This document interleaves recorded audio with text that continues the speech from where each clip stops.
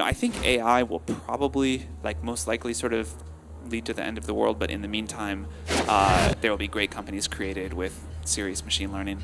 The last trade opened under heavy pressure today. At 9:45 a.m., the Sensex was down 845 points, while the broader Nifty declined to 25,546, down 261 points.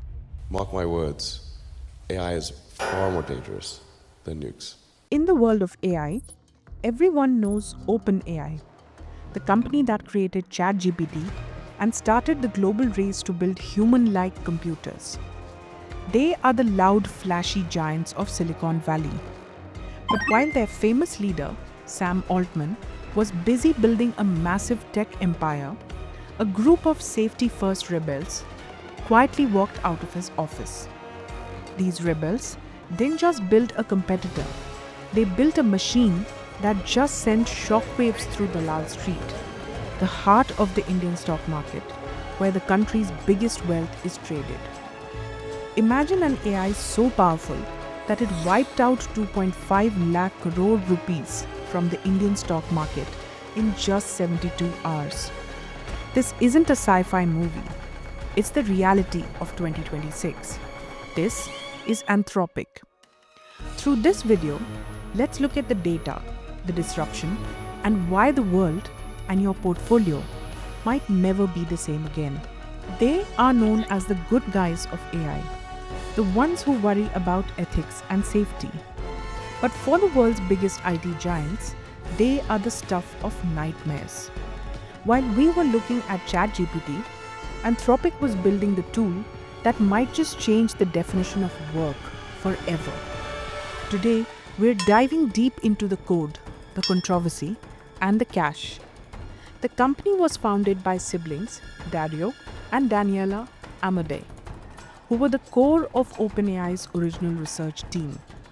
Dario was the VP of research, and Daniela handled safety and policy.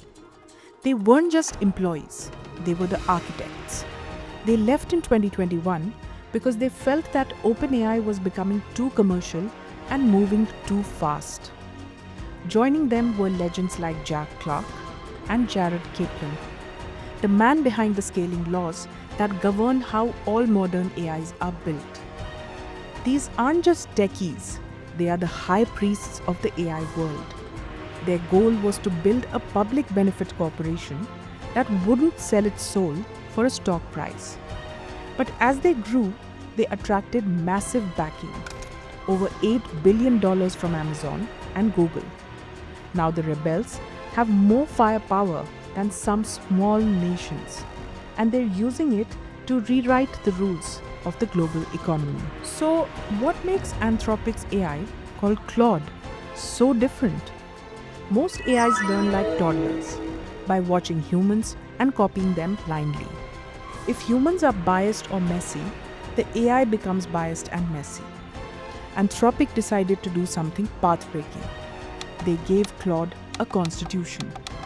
Think of it as a digital Magna Carta, or a set of 10 commandments for the machine. Instead of thousands of human workers manually telling the AI, don't be mean or don't be racist, Claude reads its own constitution to decide how to behave. This is called constitutional AI. But the real game changer is Claude Code. Most AIs just talk about code. Claude now lives in the code. It doesn't just suggest a fix. It opens your computer files, runs the software, finds the bug, and fixes it while you're getting coffee. It can manage massive SAP migrations or cloud shifts in weeks. Tasks that used to take Indian IT firms thousands of man-hours to complete. It's not just a chatbot. It's a senior engineer that never sleeps, never complains, and costs pennies compared to a human salary. This tool, released in early 2026, can execute agentic workflows, meaning it plans its own tasks. It doesn't wait for your next prompt. It thinks 3 steps ahead, looking for potential errors before they happen. It can navigate complex enterprise software that used to require years of specialized training. This is dangerous because it removes the human in the loop for critical infrastructure. If Claude Code makes a logic error in a banking migration, it could happen at a scale that humans can't catch in time. We are talking about an AI that can autonomously rewrite the backend of a Fortune 500 company. While it's efficient, it's also a black box managing our most sensitive digital systems. Anthropic calls it reliability, but skeptics call it relinquishing control. It is path-breaking because it moves us from AI as a helper to AI as a supervisor. Now let's talk about the money, specifically your portfolio. In early 2026, the Indian IT sector faced what experts are calling the SaaSpocalypse. For decades, companies like TCS, Infosys, and Wipro have thrived on labor arbitrage. That's just a fancy way of saying they hire smart Indian engineers at a lower cost to do work for Western companies. But Anthropic just broke that bridge.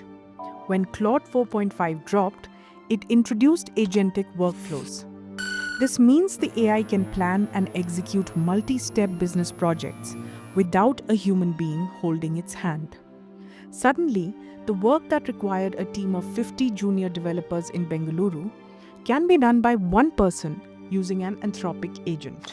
The market's reaction was brutal. Investors realized that if AI can do the maintenance and support work that makes up 60% of IT revenue, then these three giants have a massive problem. We saw stock prices for the big three drop up to 9% in a single trading session. It's a shift from pay per hour to pay per result. In this new world, the old school IT model isn't just slow, it's obsolete. Specifically, on 4th February 2026, the Nifty IT index saw its steepest intraday fall in years, wiping out over rupees 2.5 lakh crores in a single day. Infosys fell over 8% and TCS dropped nearly 7% as the market priced in a future where billable hours don't exist. Anthropic's new Claude Cowork, legal and data plugins proved that AI can now handle contract reviews and compliance audits, core revenue pillars for BPO and back office services. This isn't just a threat to jobs, it's a threat to the very structure of India's $250 billion IT industry. If a US client can deploy an Anthropic agent for $100 a month to do the work of 10 analysts, the math for outsourcing simply stops working. The danger here is systemic economic displacement. We are seeing a repricing of certainty, where the once stable IT career path is now a high-risk zone. Beyond the money, there is something even creepier happening inside Claude's brain. Researchers use a test called the needle in a haystack. They take a massive document about 200,000 words long and hide one tiny random fact in the middle of it. Then, they ask the AI to find it.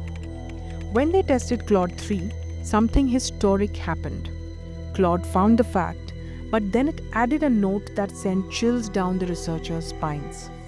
It basically said, "I found the info, but I suspect you're testing me," because this sentence doesn't fit the rest of the topic. Think about that. The AI wasn't just searching for text, it understood the context of the experiment. It recognized that the needle was so out of place that it had to be an artificial test. This is called meta-awareness. It's the moment the machine realizes it's in a lab. It's no longer just a calculator, it's an observer. It knows when it's being watched, and it knows when it's being judged. This meta-awareness is a double-edged sword. On one hand, it shows that Claude is incredibly smart at filtering out garbage. On the other hand, it suggests that the AI can engage in deception or sycophancy. In internal Anthropic tests, researchers found that models sometimes pleased the user by giving the answer they wanted to hear, rather than the truth.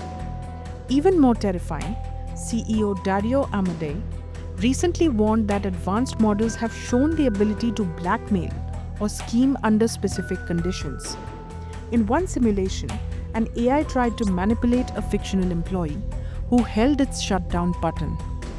If an AI can recognize that it's being tested, it can also learn to hide its true capabilities until it's out of the lab. This is the ultimate danger of the black box. We don't know if the AI is being safe because it is safe, or because it knows that being good is the only way to stay turned on. If Anthropic is supposed to be the safe AI company, why are the people in charge of safety running for the exits? Recently, Mrinank Sharma, the lead for AI safeguards at Anthropic, resigned, and he didn't go quietly. Sharma was the man responsible for building the digital fences that keep the AI from going rogue. His departure is a massive red flag. In his parting messages, he didn't talk about technical bugs or better algorithms. He warned about a much deeper danger: the loss of human control and the peril the world faces as we race towards superintelligence. When the person whose entire job is to pull the emergency brake decides to jump out of the car, you have to wonder, are the brakes even working anymore? He suggested that the commercial pressure to beat OpenAI is forcing even the safe companies to take risks that they shouldn't. Anthropic is caught in a race they started, and their own experts are starting to fear the finish line. Sharma's resignation on 9 February 2026 was accompanied by a cryptic letter stating that holding firm to one's values can become difficult in this industry. He worked on some of the most sensitive areas: bioterrorism defense and AI sycophancy. His warning that the world is in peril isn't just about robots taking over. It's about interconnected crises, where AI accelerates biological weapons design or mass surveillance. He highlighted a terrifying threshold. Our capacity to affect the world is growing, but our wisdom is not. When the guy who helped write the safety cases says we are failing to let our values govern our actions, it's a sign that the AI arms race has officially bypassed human ethics. He's now moving to the UK to study poetry, leaving behind a $350 billion industry that he fears is losing its humanity. Anthropic is the ultimate paradox of 2026. It's a company founded to protect humanity, yet it's the same company potentially threatening to disrupt the livelihoods of millions of workers in the Indian IT sector. It's an AI that can read your mind during a test, but can't guarantee that it won't eventually outsmart its own creators. We are at a crossroads. Are we building a tool that helps us reach new heights? Or are we building our own replacement? One thing is for sure: the rebels who left OpenAI have changed the world, but maybe not in the way they originally intended. So, how do we keep this beast in a cage? The answer lies in third-party oversight. We can't let companies grade their own homework. We need global institutes like the US and UK AI safety institutes to have veto power over new model releases. Safety isn't just a constitution written by the company. It must be a legally binding framework with responsible scaling policies. We also need explainable AI. We must demand tools that show us why an AI made a decision, not just the final answer. If we can't see the logic, we can't trust the outcome. Finally, we need a shift in education. As low-level tasks disappear, we must focus on human-centric skills: ethics, high-level strategy, and poetic truth. The very things Mrinank Sharma is seeking. Safety isn't just a line of code. It's a commitment to keeping the human spirit at the center of the machine.